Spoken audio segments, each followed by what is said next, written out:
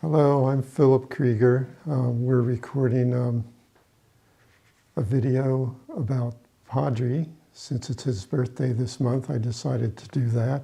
It's November 10th, 2022. And this is a picture of Padri.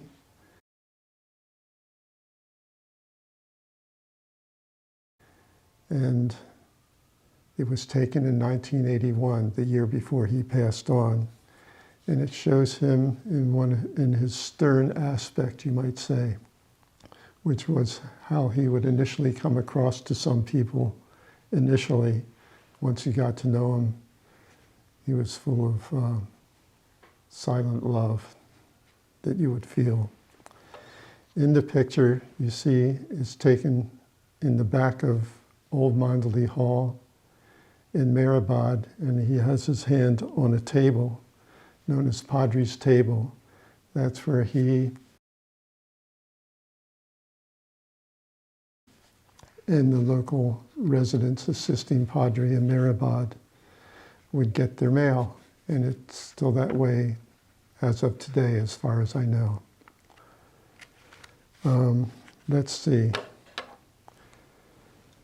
So I want to recommend the book by Errico Nadel, All These Things Take Time, Mister, which is about, it's stories that Errico collected, Errico Nadel, about Padri, and also a round table of a few close Western residents and their memories of him. Very fine book. There's also a number of videos by Gary Kleiner, Stephen Hine.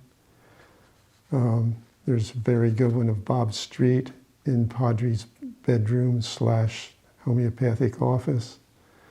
They can be found online.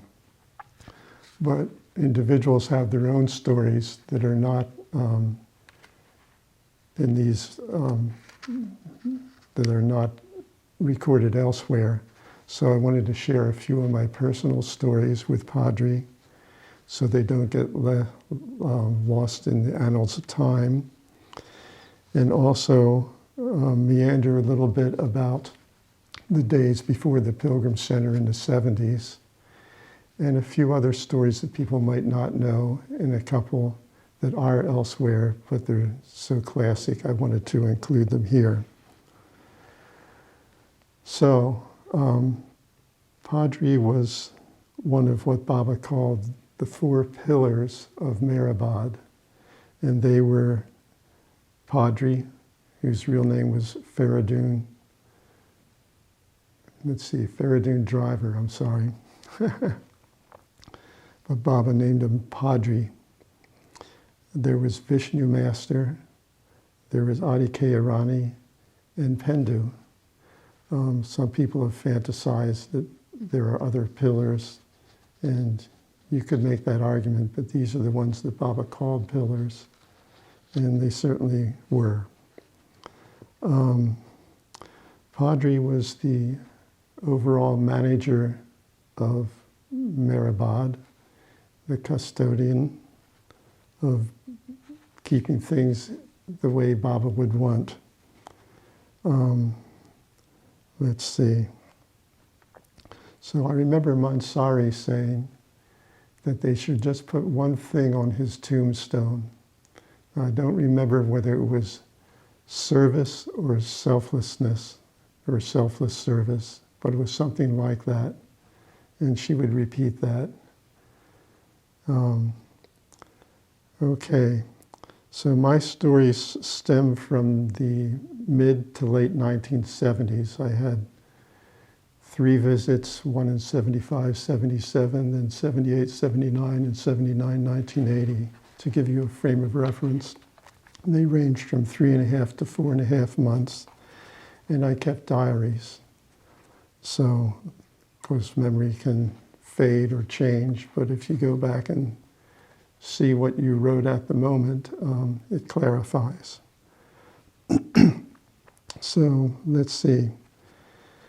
Padri, at the end of the day, would sit out on a bench in front of old Mandali Hall oftentimes, and he would read the bogus news or sit there and chat with people like Bob Street and Heather, Alan Wagner, Ted and Janet, Judson, Peter Nordine, and others. And at the end of the day, sometimes I would go down and sit on the bench too and listen to Padri. And he had these interesting mannerisms. I love it when he called Baba the master, which he would often do, refer to Baba in that way. And he liked to use the word mister. And he had some trouble hearing, and he would cup his ear like that when you were saying something to him so he could better understand. Back in those times, before the Pilgrim Center, there was no electricity. And Mani would select pilgrims to stay out at Meherabad for 4 days. I think it was Sunday to Thursday. And Mani said it was to give people just a hint of some of in part the reason was to give people sort of a hint of the hardships they would undergo. Of course, it was nothing like what they went on. But for instance, no electricity, so Padri would give us lanterns, which we would carry. We would eat at 5:30 because there is no electricity. Then we'd hang out till it was time for arti and go up the hill. And I think it was 11 or 12 of us at a time could stay in 3 or 4 different little places for the 4 days. And if there weren't any new pilgrims, we would get another 4 days during our pilgrimages, which often happened. And what is now a little trust office and has been expanded was where we would eat.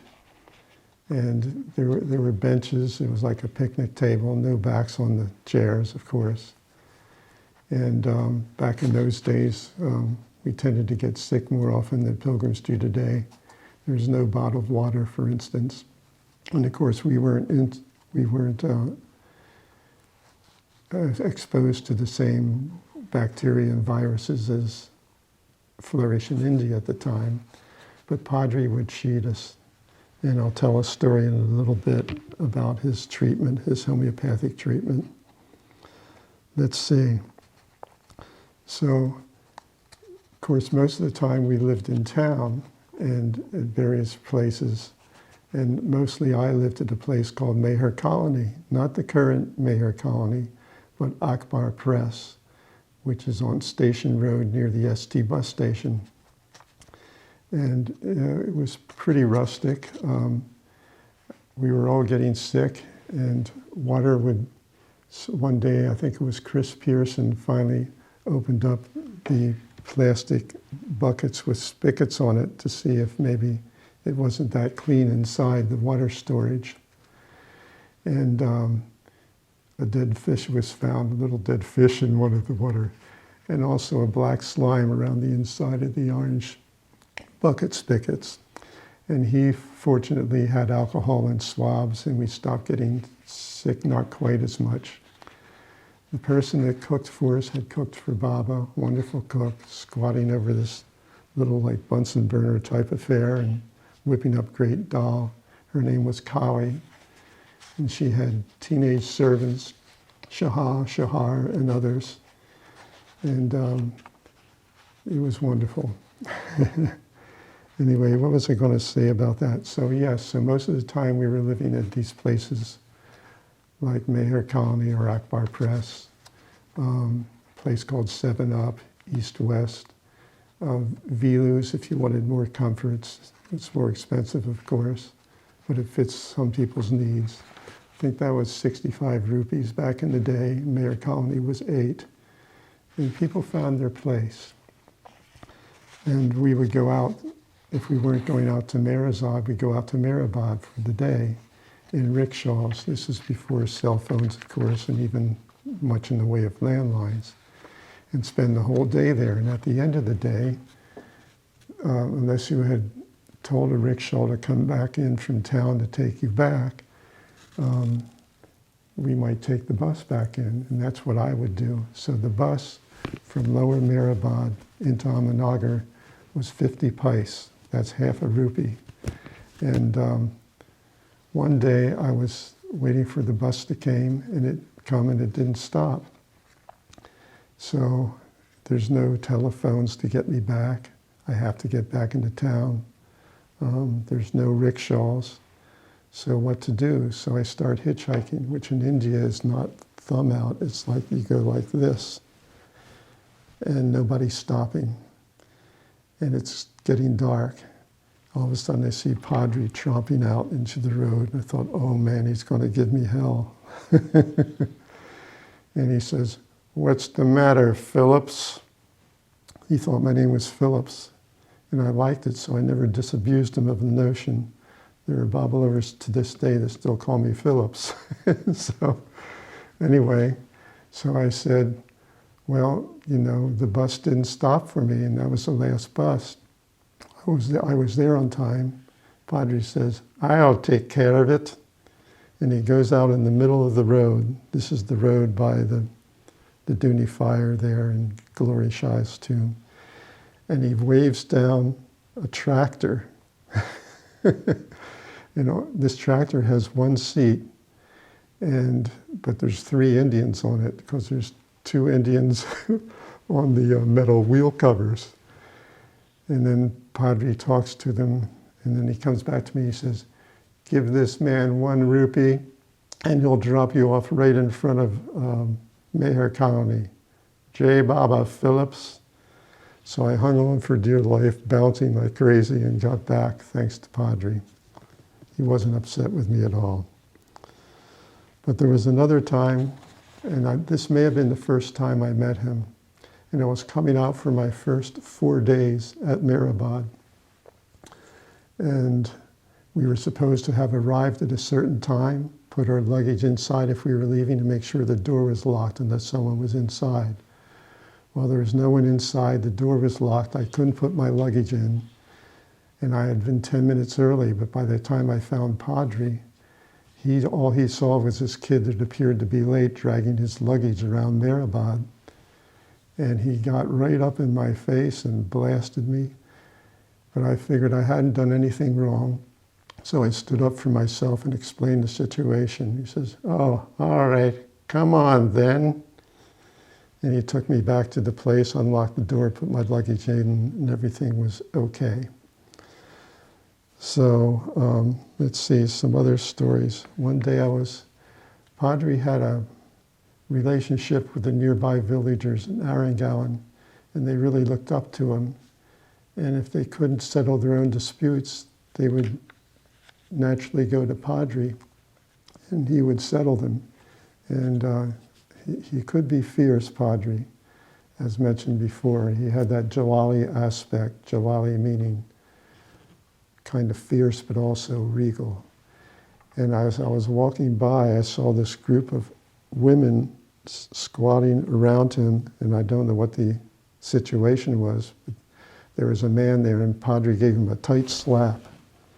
And sometimes he would settle situations, and what might seem abusive in a Western situation worked. You know, say this man was beating his wife or something. Anyway, I just minded my own business and kept on walking. But another story that's a little bit like that, I heard Sheila Fenster tell. Sheila Fenster being Bal Kalchuri's daughter. She was very close to Dr. Duncan. And Dr. Duncan and Padri, she came across them when she was a child, and one slapped the other, and the other slapped the other one back. And she was horrified. Baba's Mandali, and they hit each other, and oh my God, I don't know what to think. Later on, she sees the 2 of them at dinner, completely relaxed, talking with each other, laughing, joking. So there you have it. Let's see. One day I'm going out from Meher Colony to spend the day, have my tiffin packed. That tiffins are containers to carry, as most people know, I guess, your lunch for the day. and I got stung by a wasp or a bee or something, and I have an allergy to this. And as I'm driving along, my foot where I was stung, foot ankle area, started to swell up and was painful. And I also got a pain in my throat. I was feeling lightheaded. In other words, I was probably going into anaphylactic shock. And I figured I'd go see Padri, who's a homeopathic doctor, as soon as I set foot in Meherabad. And it so happened he just happened to be right there where the rickshaw pulled up, in front of old Mandali Hall, in front of Padri's office/bedroom. And so I walk up to Padri and I excitedly tell him what's going on with me. He's completely calm and present. And he says, "Come in." So I follow him into his room. With his back to me, he points to the bed and he says, "Sit." And then he sits in the only chair with his back to me at his desk and looks through his homeopathic books. And after about 10 minutes, he says, "Drink this." And I drank it. Then he said, "Now go." And within seconds, it was, I'd say, 95% gone. That's the story. Just a little addendum to, something else to say. I found out later that back in the day, Baba came up to Padri once and said, "Who's the best homeopath amongst the Mandali?" And Padri said, "Oh, that's easily Murli Kali, one of the early Mandalis."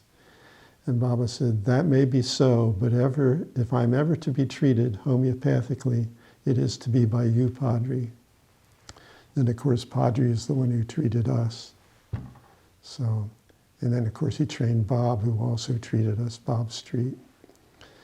So, but the other addendum to the story about when I went out to stay for the 4 days, and Padri blasted me at first because all he saw was someone who he thought was late dragging his luggage around, was we were standing just inches apart, face to face, and I realized I'm slightly taller than Padri.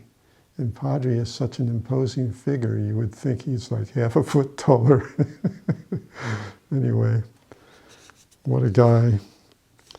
So, let's see. Oh, one thing he used to say was, and I remember him saying it several times, he would call us, as many people know, loonies, lunatics. You loonies. If you were residents living there, you were the savages. And he said, if you loonies were to meet Upasni Maharaj, you would piddle in your pants. He was fire, I tell you, fire. And you felt the fire in Padri as well.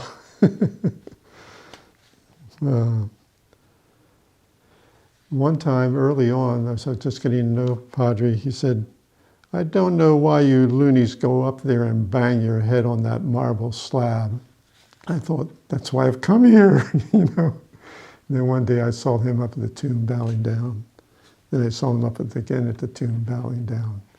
So he had this interesting sense of humor. And he would say things like, "We get some specimens coming here." So, unfortunately, a number of pilgrims didn't get to know Padri because they misunderstood his initial demeanor upon meeting him as being kind of threatening, which it wasn't at all. He was so loving. That's why I think, in part, it's important to save some of these stories to show what he was really like. John Dennison tells a story about how he was very sick. It was during his 4-day stay out at Meherabad. And Padri would come in the middle of the night with a flashlight so as not to disturb the other people sleeping in the room and feed him by hand the medicine till he got better. So, one story is Padri, of course, was the overall custodian of Meherabad. Mansari took care of the tomb along with Nanakare up on the hill, but Padri was the overall person. And see, I lost my train of thought for a second. But I'll tell another story, maybe come back to that. This is a story I heard, probably third hand, but it's a beautiful story. So apologies if I don't have all the details. I have the gist of it. In Arangalan village, it's usually the men who go into Ahmednagar and do the shopping. But one day there were 3 women from Arangalan village going in to do the shopping for some reason. And they were walking in from Arangalan into Ahmednagar. And Padri saw them and called them over. And Arangalan is a very poor village, and the women had rips and tears in their saris. So Padri called them over and had them turn around, saw what needed mending, went in and got his needle and thread and patched up their saris and sent them on their way.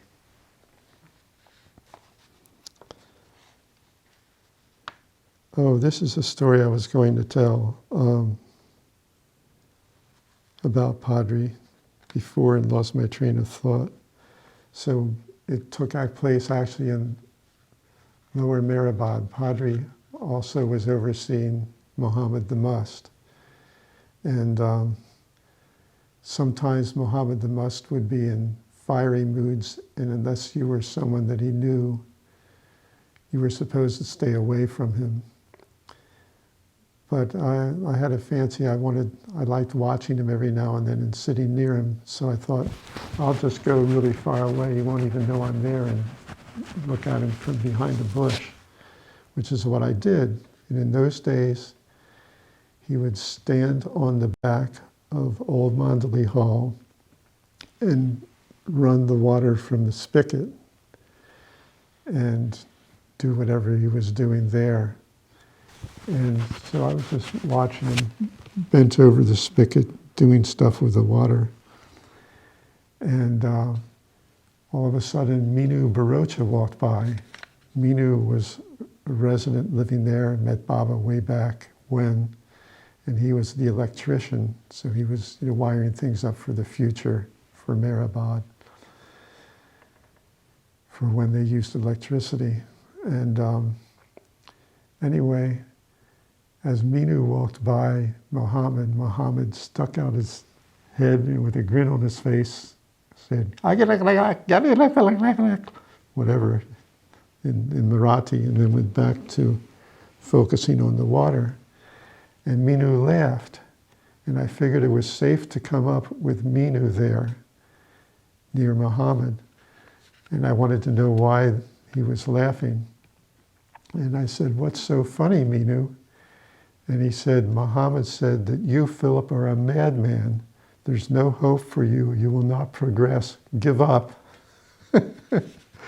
Now, I knew that Muhammad would say things to people.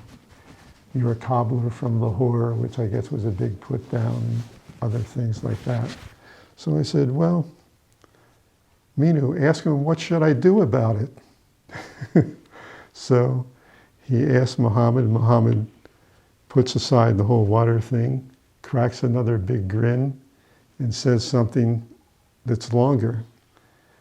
And what he said that was longer made Minu just roar in laughter. I remember he had a pith helmet on, solar topi, and just threw his head back roaring with laughter.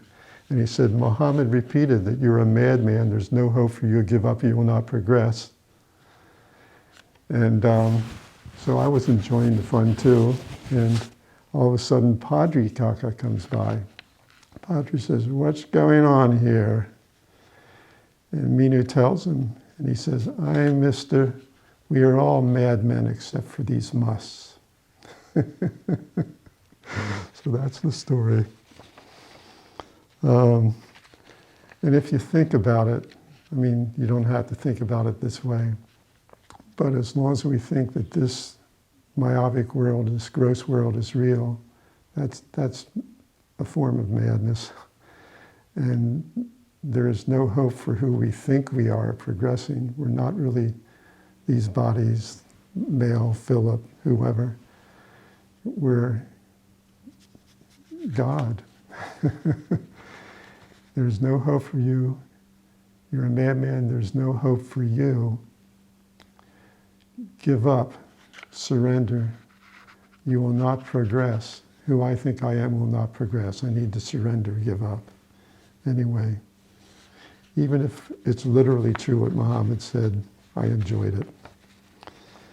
So sometimes when I would sit at the end of the Meherabad day, waiting for the ST bus to come by to take me back into town, I would observe Padri from a distance, and he would like to sometimes ride his bicycle, just kind of meandering like in little figure eights or whatnot. I think it was his exercise at the end of the day.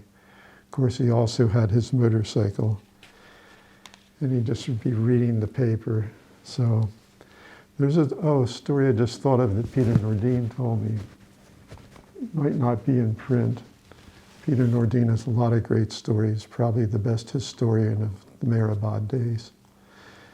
Anyway, Padri would wear glasses, and of course your prescription would change.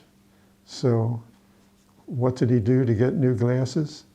When people would die, other Mandali or whatever, he'd collect their glasses, and the lens that were closest to what he needed, he would take out, and he had a glass cutting machine, and he put them in his frames, and he'd have new glasses. That's what he did. So let's see. Oh, it's funny, right now as we're doing this video, it's been the midterm elections, and it reminded me that Padri said, one of the last things to go in humans is the nationalistic ego. You know, my country, right or wrong, we're the best, so on and so on. Changes from country to country thinking that way. Anyway. So I want to tell a story. You know, oftentimes the people that were a little bit frightened of Padri would be women. But there were some women that had very good, close relationships with him. Of course, people like Heather and Janet, but also pilgrims. Let's see, just a little bit more, and then I'm going to read 2 eulogies from people that were very close to Padri, which capture what the man was about and how inspiring he was, how he was not focused on himself, but on Baba all the time. So this is a story that's pretty well known, but I just wanted to repeat it. It's Flag Chris, a fellow librarian, and had been a resident of Meherabad, had gone into town, and he came back late, and it was dark, and Padri said, "Who's there?" And Flag says, "Oh, it's nobody, Padri." And Padri responded, "You're not nobody yet, mister." And that reminds me of how Eretz used to say the Beloved God prayer. He'd say, "Beloved God, help us all to love you more and more and more and more and still yet more until I am no more." That's how Eretz would say that prayer. So let me just give a quick scan here and see if there's anything else before I read the 2 letters, which are celebrations of his life, and also shows one how his fellow Mandali would respond when one of their brothers or sisters would pass on.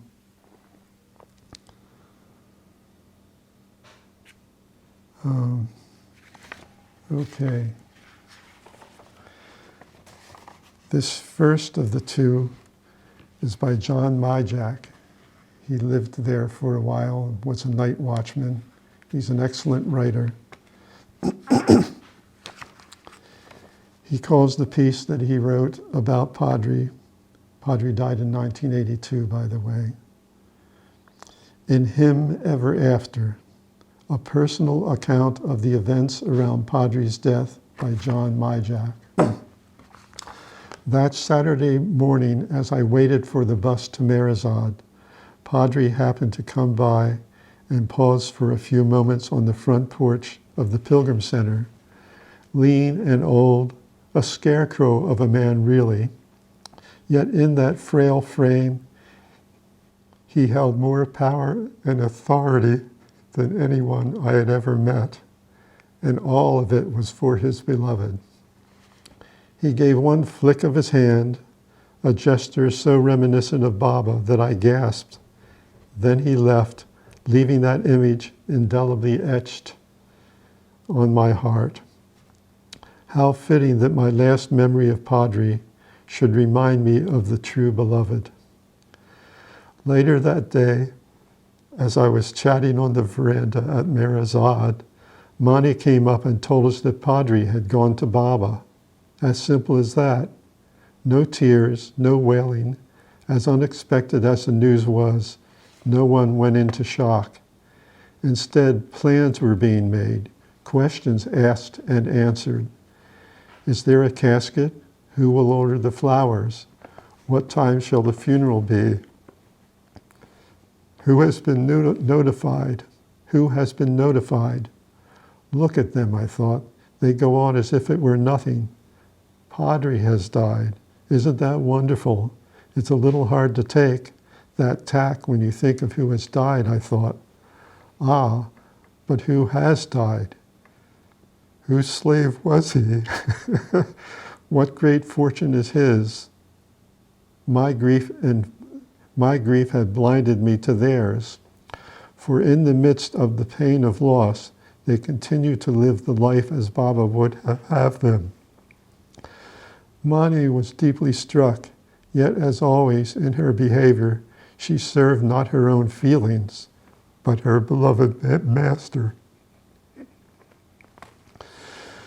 Naja wept openly, but never once questioned Baba's will.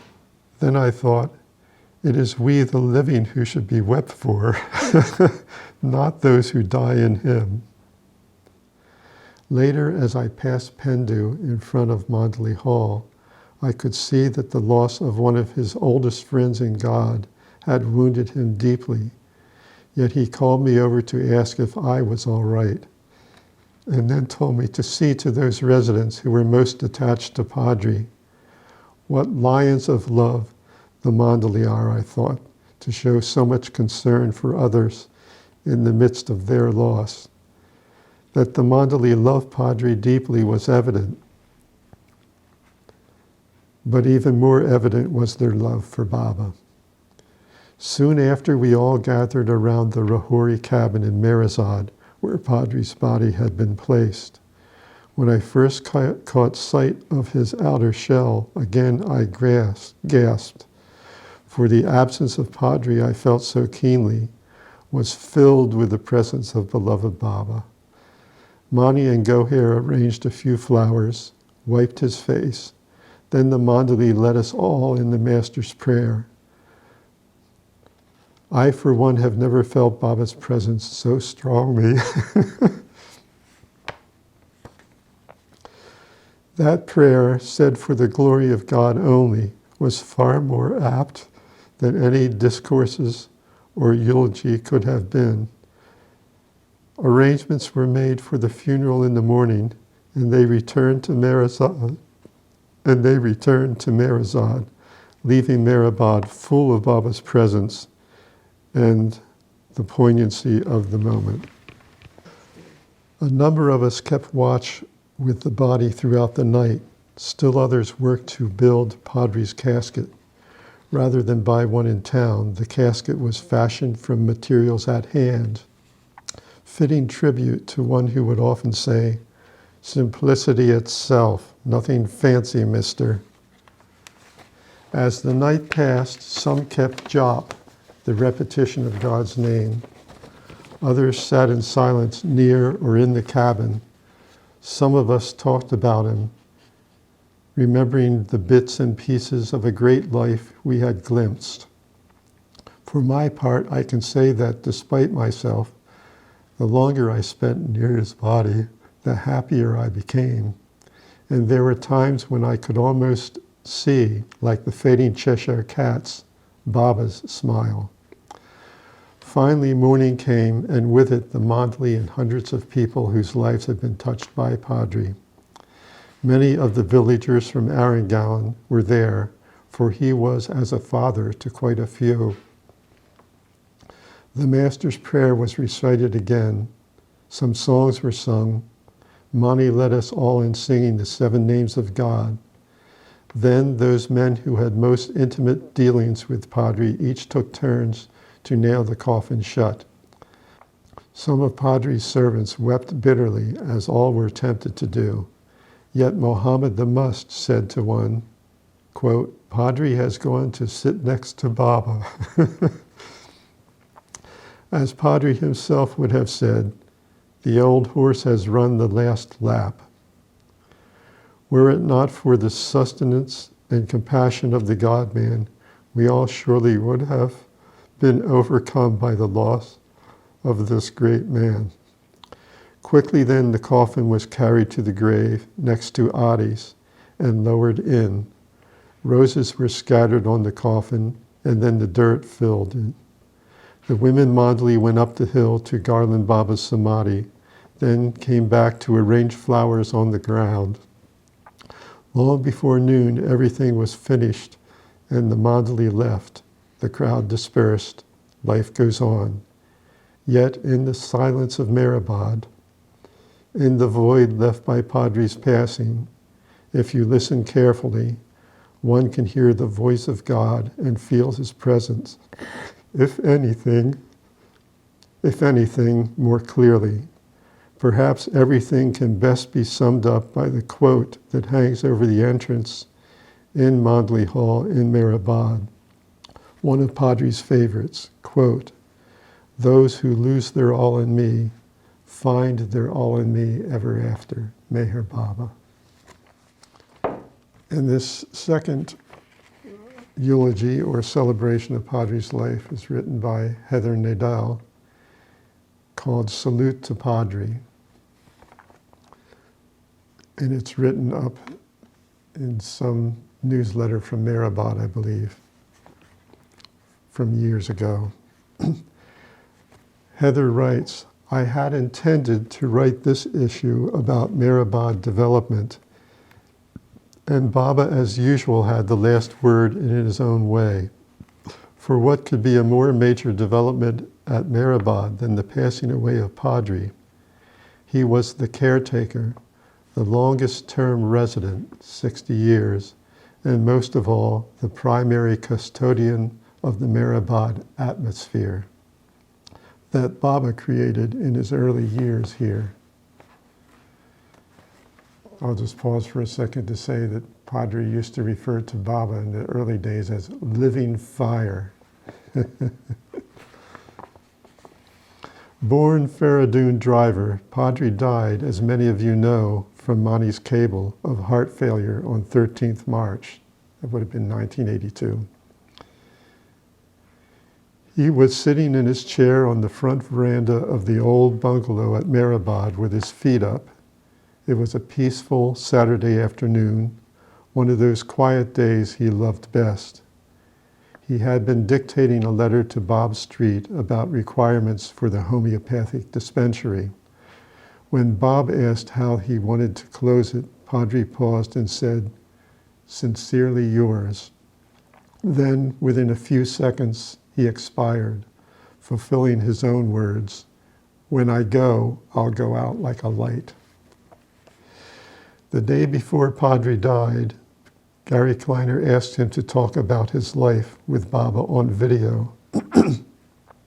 After playfully abusing Gary and the camera, Padri went on with verve to recount incidents, giving advice to young lovers, and sum up the lessons learned in a lifetime with the Divine Master.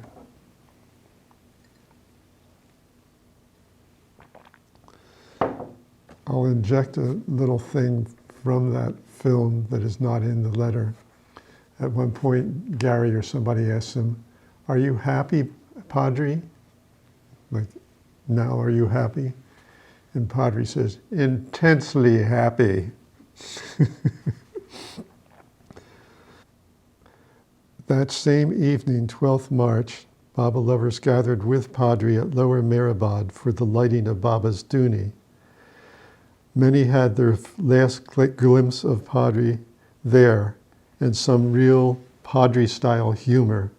When instructing the person who was to light the Duni, he assumed an aspect so stern that the appointed girl trembled, to which Padri said, "Now don't get frightened," and turned a dazzling smile on her and the laughing crowd. At the time, many of the Baba lovers gathered marked the especially strong feeling of Baba's love that pervaded this Duni. It was appropriate in a way that Padri rejoined Baba so soon after Jal, his old school friend who had first taken him to meet Meherwan at the Jopti in Pune, 1922.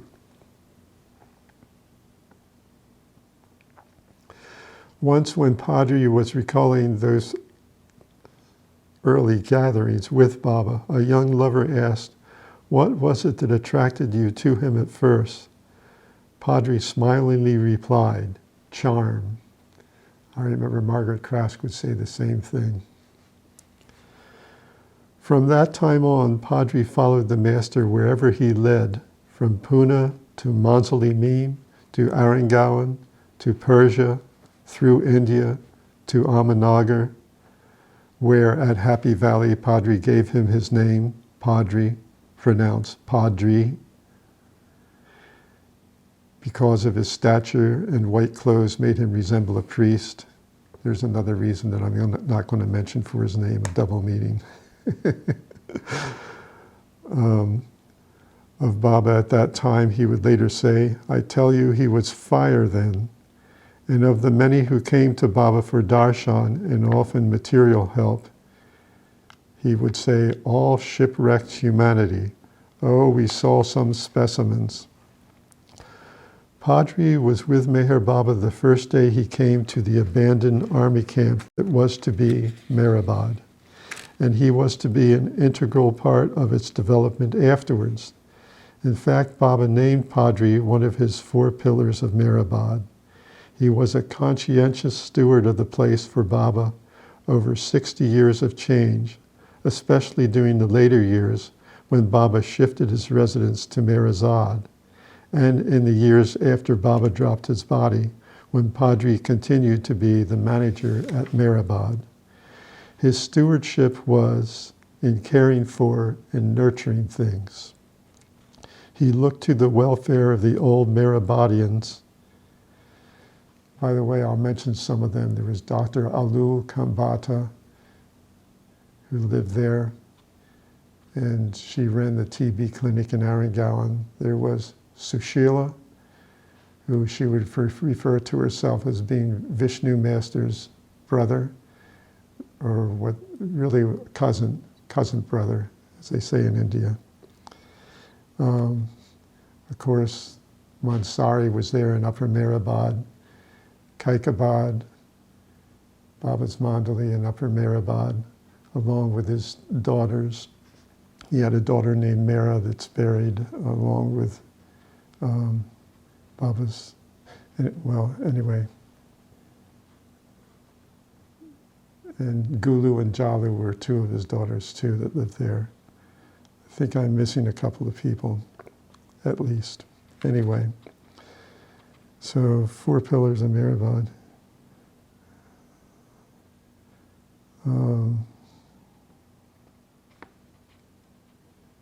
Okay, so he looked to the welfare of the old Meherabadians and the pilgrims and residents whom he affectionately named loonies and savages. Like a father, he looked after the villagers, gave them medicine, loaned them tools, vessels for their festivals, gave them counsel. He was famous for his temper too, and well known for what he called his blessings, Showers of original and semi-poetic abuses in various Indian languages that are unprintable here. But he would say, I shout with my tongue, but in my heart there's nothing. Despite his own feelings for them, whenever anyone would bemoan the lot of the poor, Padri would say, God takes care of everyone.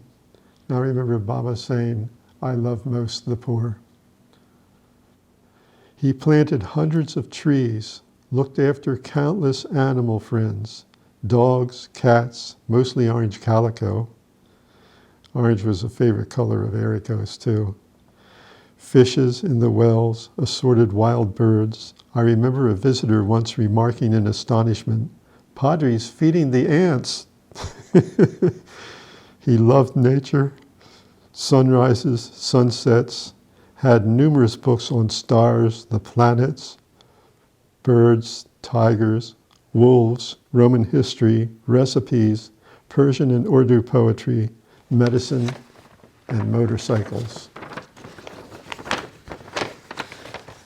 As one of the Mandali poetically put it, he was the one who was always in the palace of the king, receiving direct orders from him. He was in charge of the palace, and he would take care of the palace according to his instructions and would not go out. He would dance to the tune of the king and take care of all the places in the palace where the king moved, played, remained in seclusion, held gatherings, and met his loved ones. Every breath of his was to please the king. And he lived for him and died for him. He is now in his eternal palace and is free to live in him eternally.